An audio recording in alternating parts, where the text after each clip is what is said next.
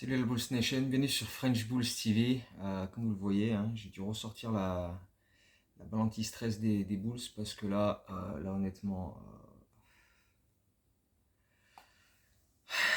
je sais pas, je sais plus. Honnêtement, j'avais même pas envie de faire de vidéo, mais je me suis dit, petite session de thérapie là pour aider un peu tout le monde. Pourquoi pas? Je me sacrifie, on va dire. Le titre de la dernière vidéo, c'était bilan à l'équilibre ce soir, point d'interrogation. C'était pour faire une sorte de preview du match à Houston où, en cas de victoire, on aurait effectivement atteint un bilan équilibré à 35-35. Et j'avais aussi développé sur l'importance de justement essayer d'avoir un bilan équilibré et de finir la saison du mieux possible pour avoir le maximum de momentum au moment d'aborder le play-in face à Atlanta. Quelle connerie. Quelle connerie. Non seulement ça n'a pas été le cas, parce qu'on a perdu donc ce match à Houston, mais depuis, on a juste purement et simplement ruiné toutes nos chances, je sais pas si c'est vraiment une chance, mais tous nos espoirs de terminer la saison avec un bilan ne serait-ce qu'à l'équilibre. Parce que sur les 10 matchs qui restent, pour qu'on finisse à 41-41, il faudrait qu'on fasse 7 victoires, 3 défaites sur les 10 matchs qui restent. Et honnêtement, j'y crois pas une seule seconde. On va à Minnesota, on joue 3 fois les Knicks, on joue Atlanta aussi d'ailleurs lundi prochain. Euh, J'y crois pas une seconde. Pas après la merde qu'on nous a fait bouffer lundi soir. Absolument pas. Clairement pas. Je disais aussi dans cette vidéo, parce qu'il y a quand même des fois où j'ai raison, que c'était loin d'être assuré cette victoire à Houston, parce que c'est typiquement le genre d'équipe qu'on n'aime pas affronter, qui est capable de nous emmerder voilà, parce que c'est une équipe jeune, athlétique, qui va nous bousculer, on n'a pas de quoi répondre. Et c'est exactement ce qui s'est passé. On s'est fait détruire par leur fougue, par leur dynamisme, par leur puissance, par tout ce que tu veux, par leur shooting, par leur envie, par tout ce que tu veux. Kobe White était de retour de blessure pour ce match-là. Il avait loupé 3 matchs avec un souci à la hanche. Il était revenu, même s'il a commencé le match sur le banc. Mais il n'a pas vraiment apporté grand-chose. Il était en recherche de rythme et voilà, il n'a pas vraiment été capable de faire de grosses différences. Mais de toute façon, voilà, c'est un match où on a commis beaucoup trop d'erreurs et on s'est fait bousculer, on s'est fait dominer. On n'a jamais été capable de répondre. Et surtout, on a perdu nos nerfs, quoi, et notamment DeRozan qui fait cette charge sur Jalen Green dans le troisième quart-temps et qui se fait expulser logiquement pour une flagrante 2, parce qu'il n'a pas à faire ça, c'est totalement débile de sa part, et enfin voilà, c'est absolument pas nécessaire. Il était énervé parce que sur l'action précédente, il y avait un contact pas sifflé par l'arbitre, et du coup, voilà, il a foncé sur Green, enfin, honnêtement, je peux pas défendre ça. Euh, et donc ça arrive dans le troisième quart-temps où on est déjà derrière, on est malmené. Et, euh, et donc sans lui, on a continué à prendre l'eau. Et dans le quatrième quart-temps, on n'avait plus rien, quoi. On n'avait pas vraiment d'option offensive fiable parce que lui n'était plus là, parce que Kobe revenait de blessure, n'était pas vraiment en rythme. Donc du coup, c'était compliqué de trouver quelqu'un pour mettre des points. Le seul qui a vraiment été capable d'apporter quelque chose sur ce match-là, c'est Ayo Dosunmu, quoi, avec des drives incessants, avec des 3 points, avec une bonne défense sur plusieurs joueurs, notamment Van Vliet. Mais voilà, il signe un nouveau record en carrière pour lui avec 35 points, avec des super pourcentages au shoot et tout. Mais comme il ne peut pas tout faire tout seul, ben voilà, on finit par perdre ce match. Et donc cette nouvelle et probablement dernière opportunité d'afficher un bilan équilibré. Mais bon, voilà, pour revenir à DeRozan, la frustration en ce moment, elle est clairement visible chez lui. Et c'est pas Houston, c'est pas un cas isolé. On se rappelle de quelques jours avant contre Washington, où il envoie Koulibaly voler au sol, il l'attrape en plein air, il le fout au sol. Et d'ailleurs, Koulibaly s'est blessé au poignet et va manquer la fin de saison. Là, ils fonce sur Jalen Green comme un débile et il le tamponne. Euh, il a pas à faire ça. Euh, donc bon, j'aime que les Bulls fassent preuve d'un peu de dureté, mais pas de cette manière-là. Il y a une différence entre afficher un peu de dureté et de répondant quand ça va pas dans ton sens et faire ça, quoi. Partir dans des trucs comme ça, c'est clairement pas quelque chose qui m'intéresse. Donc Voilà, là c'est des réactions un peu trop violentes. Mais DeRozan n'est pas le seul, hein. Tu regardes Vucevic, là, depuis quelques matchs aussi. Il prend des techniques à la con, à droite à gauche. Dans ce même match contre Washington, où DeRozan, il envoie Koulibaly au sol, lui, il s'était pris la tête avec un rookie. Euh, et c'est quand même emmerdant parce que c'était leader, c'était mecs les plus expérimentés. Et c'est eux qui pètent des câbles, quoi. Donc ça montre pas l'exemple aux Kobe et aux autres, quoi. Et Ayo, d'ailleurs, il n'a absolument pas pris ça en exemple. Quand ça s'est un petit peu bousculé à Houston, parce que donc DeRozan balance Jalen Green, et derrière, tu as tout de suite Dylan Brooks, qui est toujours dans les coups fourrés, qui vient attraper DeRozan en lui disant «Oh, qu'est-ce que tu fous?» Et derrière, ah bah, tout le monde vient un peu se regrouper, ça se bouscule un peu sur le parquet. Et pendant ce temps-là, Ayo, il est là, il regarde d'ailleurs, il s'en bat les couilles. Il y a le ballon qui traîne par terre, hop, je le prends, je vais prendre des shoots. Voilà, donc voilà, tant qu'à faire, hein. Mais, euh, mais voilà, quoi, c'est clairement signe que les mecs sont frustrés parce que voilà, il y a cette opportunité de revenir à 50%, bilan à l'équilibre, on n'y arrive pas. Il y a tellement de défauts dans cette équipe, mais je pense que DeRozan comme Vucevic, ils ont bien compris que, de toute façon on allait arriver à rien et enfin bon, ils ont pas à réagir comme ils l'ont fait, quoi, clairement. Ensuite arrive ce match contre Boston. Bon, bah, t'as perdu à Houston, tu t'imagines pas battre Boston, hein, même s'ils n'ont pas Brown, Porzingis, ni Holiday et qui sont en back-to-back. Bah, on a perdu quand même ce match-là. Ceci dit, on a livré une prestation quand même assez intéressante.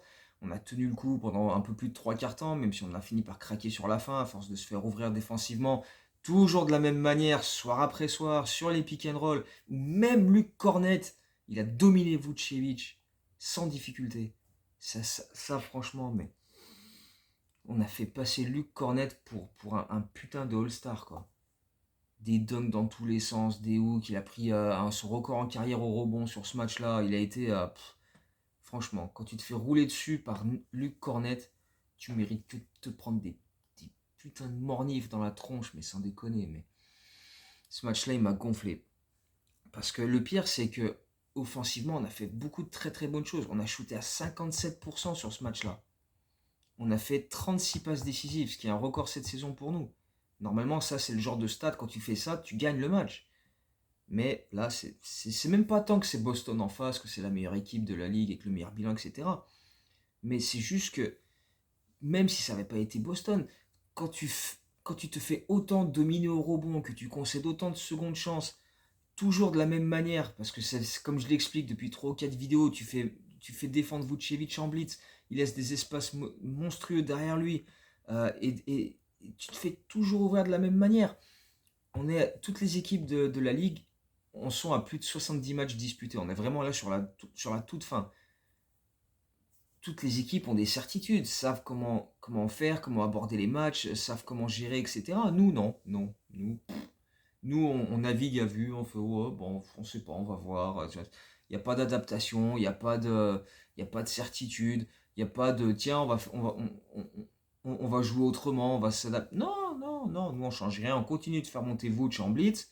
Derrière lui, il y a des espaces dingues entre lui et le cercle, et personne vient couvrir. Et les rares fois où ça se fait, où quelqu'un vient couvrir, bah, c'est Caruso, voilà, et donc c'est un mec d'1 m 96 qui se retrouve à essayer d'arrêter des mecs lancés devant lui qui font 10 cm, 12 cm, 15 cm de plus que lui, qui arrivent pleine puissance, plein badin. Et lui, il est là, bon bah, je fais ce que je peux, les gars. Donc voilà, non, mais c'est bien, c'est bien, c'est bien. Continuons comme ça, continuons comme ça. Ce qu'on fait là n'a absolument aucun sens, mais aucun sens. Et ça me défonce de voir toujours, encore et encore et encore et encore, chaque soir, chaque putain de match, les mêmes putains d'erreurs et jamais on se dit tiens, essayons autre chose. Non, je sais pas, non, non. Ah non, pourquoi faire? On est tellement compétitif que voilà, il n'y a pas de raison de changer des choses parce que tout va bien. Et puis arrive lundi ce match contre Washington. Pardon, contre la moitié de Washington, hein, parce qu'il leur manquait quand même 7 joueurs. 7 joueurs. Honnêtement, là il y a la chambre derrière avec ma copine qui dort, enfin qui dormait ce soir-là aussi. Si j'avais été seul dans l'appart, je l'aurais retourné. Là, les chaises, la table, là, ça aurait tout volé. Ça aurait tout volé. Parce que ce match-là, il m'a mis dans une putain de rage. Sans déconner, sans déconner. Ce match, il m'a foutu les nerfs, mais quelque chose de violent. Euh, dès le début, oh, tu te dis quand même, bon, t'as perdu à Houston. Ok, ok. T'as perdu contre Boston. Ok, ok. Ils sont dessus, bon, tout ce que tu veux, pas de problème. Washington. Sur les matchs qui restaient du calendrier, c'était le match le plus abordable. Même si tu vas aussi à Washington. Tu te dis, bon, en plus, ils sont défoncés, il manque la moitié de leur équipe. C'est le match, s'il y en a un, où tu peux gagner comme on les avait battus il y a une dizaine de jours de 29 points et reposer les types. Si Caruso il joue moins de 25 minutes, euh, moins de 35 minutes pour DeRozan, pour Kobe, etc. C'est celui-ci. Au bout de 3 minutes 30 de jeu, il y a 15-0 pour Washington. Et nous, pendant ce temps-là, on est à 0 sur 7 au shoot avec une sélection mais absolument dégueulasse. Mais dégueulasse. Dégueulasse. On a mené dans ce match un total de 41 secondes. Tout dans le troisième quart-temps. Il y a Ayo Dosunmu qui met 3 points dans le corner pour qu'on passe devant pour la première fois dans le match. 7 secondes plus tard, Jordan Poole il met un autre 3 points, donc du coup il repasse devant. Et quelques possessions plus tard, Ayo qui nous remet devant, et ça a duré une trentaine de secondes. Et du coup, 41 secondes en cumulé, on était devant au score sur ce match-là. Face à la moitié des Washington Wizards, à qui il manquait des Kuzma, des Koulibaly, des Avdija, des...